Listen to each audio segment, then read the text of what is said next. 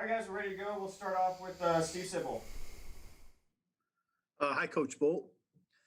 The what I'm wondering is is what should be your team's motivation this week with the Big Ten championship in hand. Now, where does that conversation shift in your clubhouse? Uh, our motivation is that we need to show up and play our best baseball. That's motivation enough. We've checked off one of the boxes already and winning the Big Ten championship this past weekend.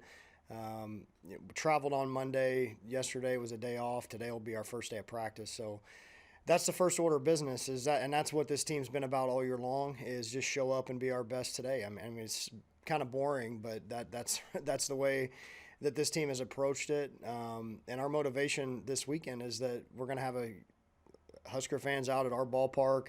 It's our last home games that are guaranteed this spring, and we need to play well. We're playing a very quality opponent, a very well coached opponent, who's going to be fighting for their postseason lives as well. And our motivation is that we get to play baseball. These guys love to play. What would you say Michigan's strengths are? I mean, I guess maybe I don't like to use the word concern, but what are your main challenges when you face a team like Michigan? Yeah, they're a very well-rounded team. They're not a team that's going to beat themselves very often. They've got some big-time veteran presence in their lineup, guys that have been around the block for a while. They're athletic, which helps them on defense. It helps them on the base pass. They've got power arms on the mound. They're a very talented, very complete team, and they have a great coaching staff. I have a ton of respect for Coach Bakich and his entire staff and how they do things. And they're going to be ready to play. There's no doubt about it. They're a team that they've had a lot of comebacks in late innings. They got a lot of different ways they can beat you, and that's why they were picked where they were before the season. That's why they've been a team at or near the top of the standings all year long, and they're going to be a definite challenge. Thank you.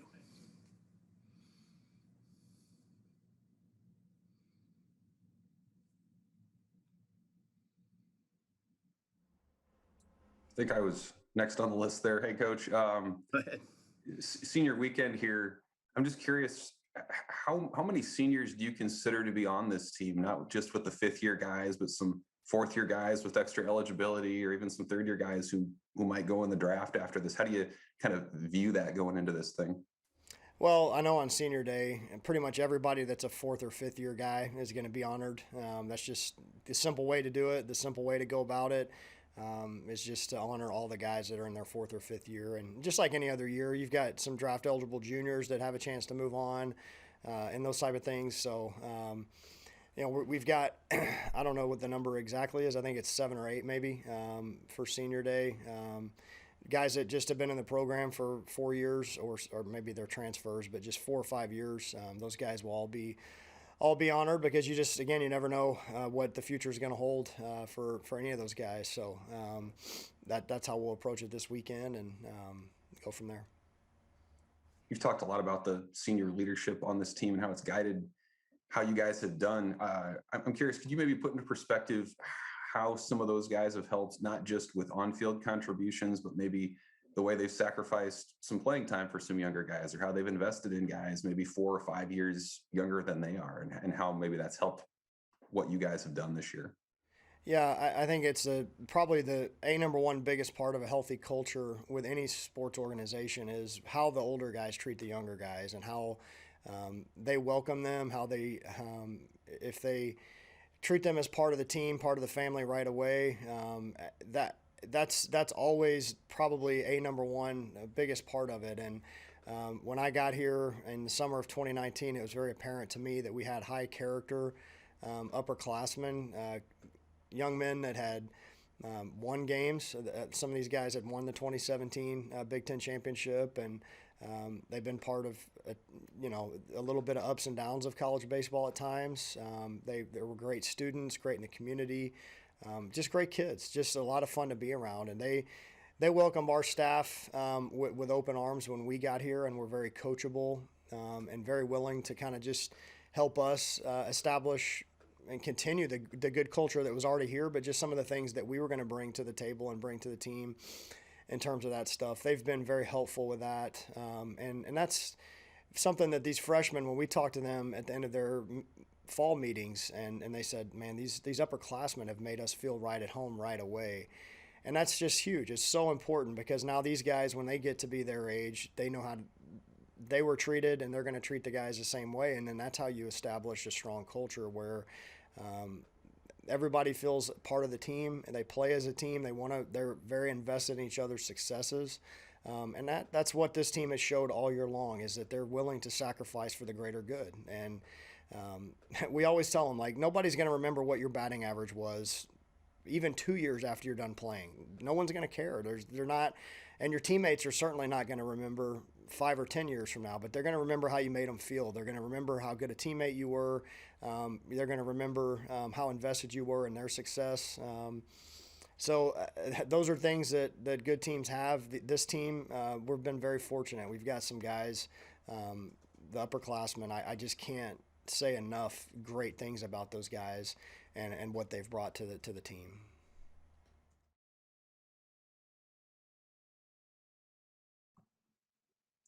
Coach, I'll jump in. I was just wondering, are you guys still riding high after what you accomplished this past weekend, or what's the time frame in which you let your guys kind of celebrate their accomplishment, knowing there are games ahead? Yeah, I mean, of course, they're still going to be very excited based on how the weekend went. Like I said, this will be our first day to actually get on the field together again. I sent a text out, just as I do every time when we're coming back on a travel day, to the group, and just said, "Hey, great weekend. Or it's time for new challenges and a new week." And deservedly so. A lot of people are going to be congratulating you on your championship. It's well deserved, well earned. But at the same time, remember that you're not as good as you think you are, and you're not as bad as you think you are. People tell you are. You got to stay grounded. And so I have no doubt that that's how we're going to go about it today at practice and prepare for the weekend. And we know that, there's still baseball to be played this weekend, and the games mean something. We need to make sure that, we're ready to play, and I have no doubt that we will be. And how much did you cherish, what you guys were able to do on the field after the game on Sunday? I'm sure as a young head coach, Will, that that meant a lot to you just personally, and then being able to watch your boys celebrate the way they did. Yeah, that's something that one of my greatest mentors, Rob Childress, has taught me as a coach is whenever you have a chance to win a championship, the most gratifying thing you can do is watch your team celebrate and see their smiles and hugs and just how excited they are. That to me makes it all worth it. Just all the hard work, all the sacrifices that this year has, we've had to have. I love that part of this job. That's what it's about. I want these guys to come in our program and grow up and become better men when they leave, have a chance to win a championship. And when I get to see them do that and have that celebration and know that their hard work is paid off, there's no better feeling than that. That was a very, very special moment. And, hopefully we can make some more of those this year. Do you still have the game ball, or who has it? Yeah, so Roach actually grabbed the game ball. I think Griffin dropped the ball at home plate when he went to go celebrate. And Roach, when I went out there to kind of surround the guys and start giving hugs and handshakes and everything, Roach came up to me and gave me the ball. I've got the lineup card that'll go in the trophy case when we get the trophy from the Big Ten and those type of things. So those are all keepsakes that, we'll cherish. All right, I guess I'm next. Kind of a big picture question for you, Will. What, this is your first kind of go around through the league as head coach. You've obviously done it as an assistant, but maybe, I guess, how is the league different now from maybe what you saw as an assistant coach? Yeah, I think it starts with the depth, and I know this year created some of that with the COVID, with guys. Rosters are going to be a little bit deeper this year, but I would say the velocity in the league, the pitching in general, top to bottom. I mean, you can go all the way down to the last place team in the league. They've got guys that are going to be low to mid 90s on the mound, and that's something that, in 2014, my last go around, you just didn't see that. You didn't see that type of velocity. You didn't necessarily see that amount of quality arms for each team. I mean, each team is going to go 5 or 6 deep with guys that have plus stuff at least. I'd say first and foremost, that's probably what stands out the most to me is the pitching. I think the pitching has gotten so much better in this league over the course of the last 5 or 6 years. I guess. I think maybe just that. I think just seeing, right out of the chute, Purdue's number 3 starter was topping out at 96, and that's not something that you necessarily would have expected. We didn't have a scouting report on him, so we didn't know that was coming. But I think that was probably the biggest surprise, was just seeing, like I said before, it was the top teams had 2 really good arms Friday, Saturday, and probably 2 really good bullpen arms. But there's 6, 7 teams in the league this year at least that have, you could probably 7 or 8 guys that you can run out there that are going to go match up against anybody in the country. So I would say, yeah, just the pitching part of it, I think, has been, and the depth part has been the biggest change. Thanks. Evan Bland. Well, you mentioned Coach Childress. I was just wanting to follow up now that he and A&M are parting ways here. What has he meant to your career, and what do you think his impact has been on college baseball? Very far-reaching. I would not be here, literally would not be in this position without Rob Childress. And what he recruited me, him and Coach Van Horn, but Rob was kind of the initial one that recruited me at Northwestern State when they were there. And then when they got the job here, stayed with it and convinced me to come up here from Texas and play at Nebraska, and honestly encouraged me to get into coaching when I was done playing, and just really leaned on him in terms of how he approaches the game, how he approaches recruiting, how he the relationships that he builds with his players. He had an amazing 16-year run at Texas A&M. 600 plus wins, a couple of College World Series, conference championships, you name it. He left a legacy, and he followed a legend there in Mark Johnson and made his own legacy. So just love him and everything he's about. And I know he's going to land on his feet eventually. But what he's meant to my career, I just can't even put into words.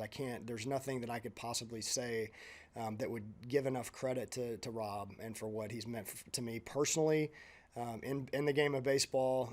He's a family man. He's an amazing person first. And that's, I just can't say enough great things about him. All right, time for 2 more. Mike Babcock.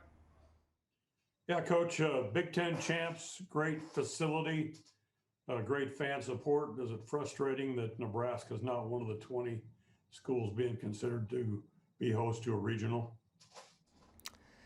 I would say that there was definitely some frustration when we found out that we weren't even in consideration. I know it's going to be whittled down to 16, but even in the top 20, we felt like at that point in time that we had proven that we were capable of doing that.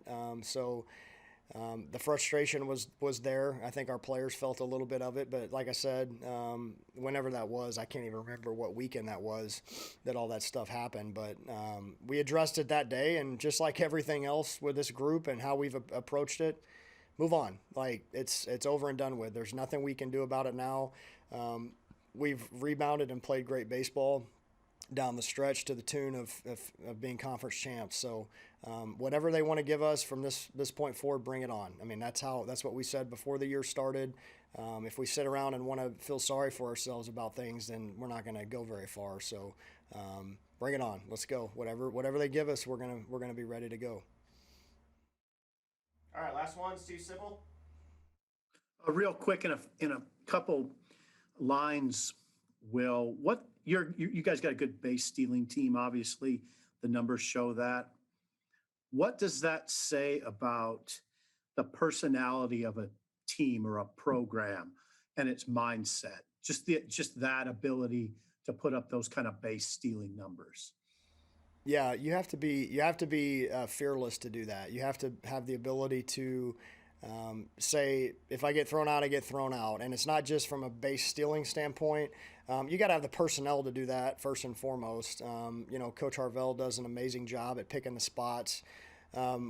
having a hunch maybe that a breaking ball's coming and those type of things, and just putting runners in motion, period, just to create, some havoc on the base pass, that the opponents have to worry about. And even if you're not stealing, it could be a fake break. It could be, a hit and run where you go first to third. I think that's the biggest difference to me that I've seen in our group this year as opposed to last year.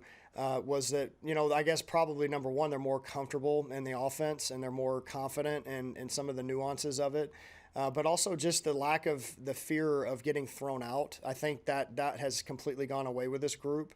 And there's been some moments early in the year where, we said, hey, take the extra base, like go, like just, I promise you, no one's going to be upset if you get thrown out right there. Like I'll be more upset if you aren't aggressive than if you get thrown out. Like we'll get paid back more often than we're going to make outs. And so they've really embraced that, and you have to be fearless to do that. You have to have guys that are willing to put themselves out there when it comes to those things. And I think you just look to a guy like Jackson Hallmark, who's really transformed his game by being fearless on the bases, and that's really resonated around the rest of the team. Thank you, Will. All right, thanks everybody. That's it for today.